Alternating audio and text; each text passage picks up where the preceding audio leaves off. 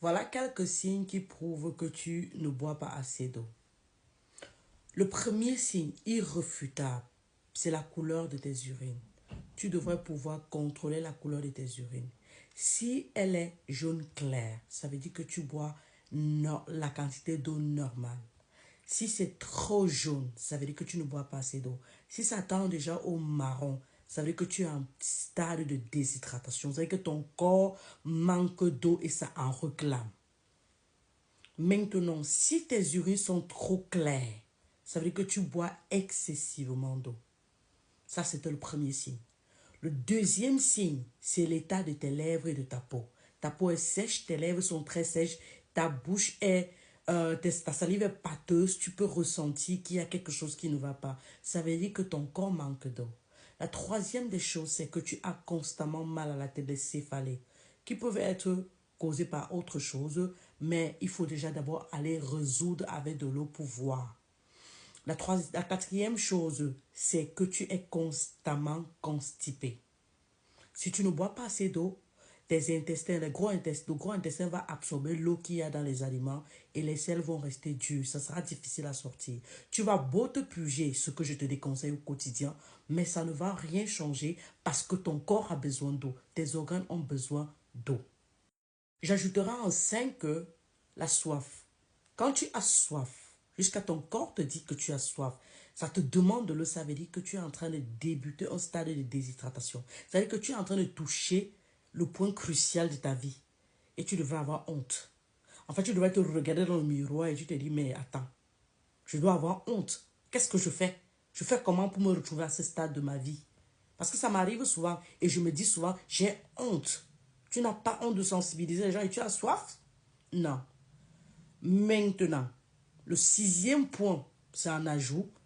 Vous avez constamment les infections. Chez la femme, plus les infections vaginales. Et chez l'homme, très souvent les infections, on appelle ça comment, les infections urinaires. En septième point, comme bonus, vous allez avoir les démangeaisons après la douche. C'est un signe de déshydratation. Donc, il y a beaucoup de signes. Je m'arrête à ces 7 points-là. Et je vais répondre à 2 questions qui me reviennent souvent.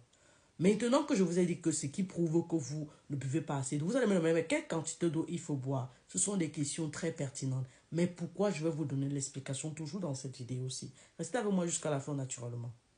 Vous aurez écouté dans mes vidéos, je dis généralement qu'il faut boire 2,5 litres d'eau par jour. D'accord? Et je vous dis souvent de boire votre tasse d'eau chaude à 50 degrés au réveil, au coucher et après le repas de midi. Les gens se plaignent de la température. Je vous rassure que cette température-là vous garde en santé. Ça ne peut pas vous causer le cancer de l'œsophage et ça ne va pas vous brûler la langue. Donc, vous êtes OK. Moi-même, j'ai ma boulotte ici avec thermomètre, donc j'en bois. Je sais de quoi je parle et je suis sûr de moi. Maintenant, en ce qui concerne la quantité de 2,5 litres d'eau, on dit que c'est de trop. Ça va détruire vos reins et que ceci, ça va vous causer les œdèmes. C'est très faux. Selon la dernière sortie du Mayo Clinic, qui est le nouvel ajournement sur la quantité d'eau, les hommes doivent boire environ 3,7 litres d'eau par jour et les femmes 2,7. Ça, c'est le dernier ajournement. Mais théoriquement, une personne normale, adulte, doit boire environ 30 à 40 millilitres d'eau par kilogramme. Si vous me faites seulement le calcul 30 fois 50, vous trouverez la quantité d'eau que quelqu'un qui a 50 kilos doit boire. Toi qui me regardes, tu as 50 kilos? Non, tu n'en as pas. Maintenant, je vais vous dire, la quantité d'eau non seulement est en fonction du poids, la première des choses, mais aussi on tient compte des facteurs environnementaux, comme par exemple la température. Les gens qui vivent en Afrique vivent sous des températures très élevées, donc ces personnes transpirent beaucoup, donc elles perdent beaucoup en eau.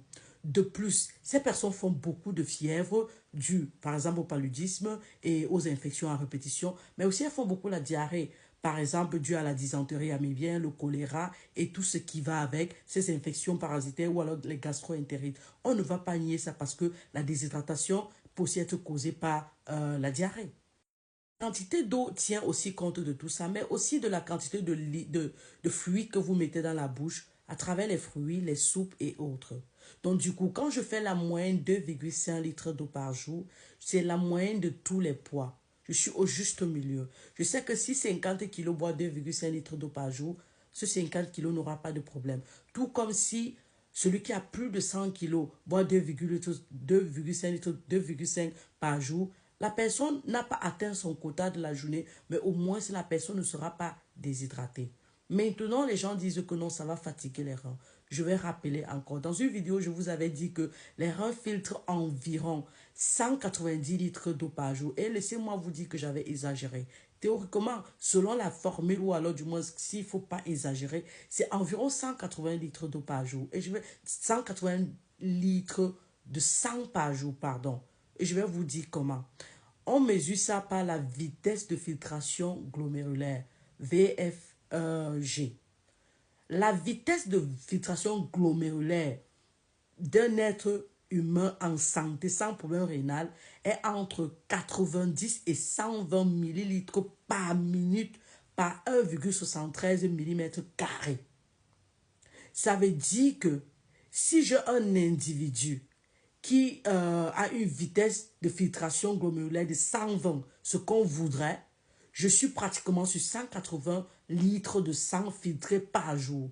Parce que je vais prendre 120 multiplié par son poids, par 60, pardon. Je vais prendre 120 multiplié par 60 et je vais trouver le total que je vais obtenir.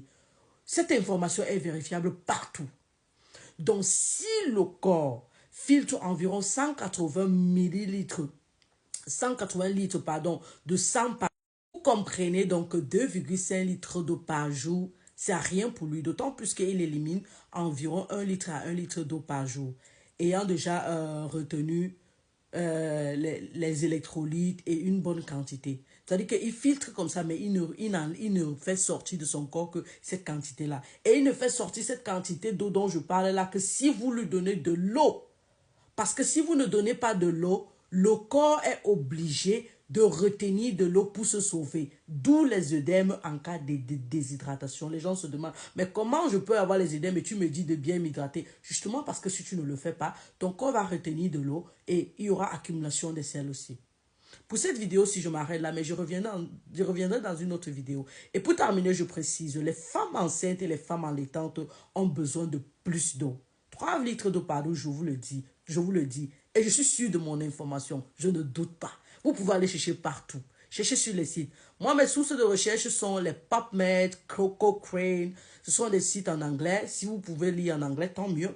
Ce sont des sources fiables et les livres. Maintenant, s'il fallait parler j'ai parlé des femmes enceintes, j'ajouterais que l'activité de la personne compte aussi beaucoup sur la quantité d'eau qu'elle consomme. Si vous faites une activité physique, que ce soit l'activité physique comme travail ou alors l'exercice physique intense et vous perdez assez d'eau, vous aurez besoin de plus d'eau. Le maximum qu'une personne doit atteindre, c'est 4 litres par jour, pas au-delà. Mais je m'arrête à 2,5 litres, je sais que je vous protège.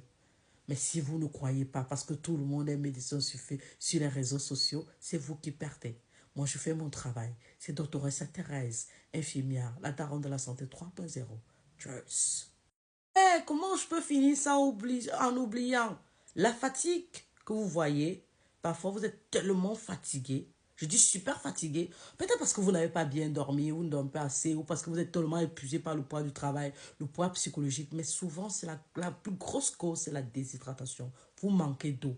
Vous vous rendez compte quand vous êtes souvent très fatigué, vous êtes hospitalisé. La première chose qu'on fait, c'est quoi? On vous met les perfusions. Et au bout d'une journée, vous vous sentez mieux parce que vous aviez besoin d'eau que vous pouvez boire à la maison, mais vous avez choisi d'aller acheter à l'hôpital. Je ne vous interdis pas, je ne vous décourage pas d'aller à l'hôpital, mais je vous dis que c'est une des causes très fréquentes. Les personnes qui me suivent, qui ont commencé à boire de l'eau, parce que comme je les incite au quotidien, auront constaté qu'il y a une série de problèmes de leur vie qui a disparu. Parce que c'est de l'eau dont vous avez besoin, mais vous ne le savez pas. Du moins, vous négligez, mais je sais que tout le monde est docteur sur les réseaux sociaux, vous ne croyez pas. Vous n'êtes pas obligé de croire de toutes les façons, d'accord?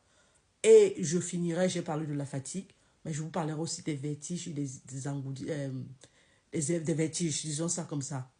Oui, il y a des personnes qui peuvent s'évanouir simplement parce qu'elles ne boivent pas assez d'eau.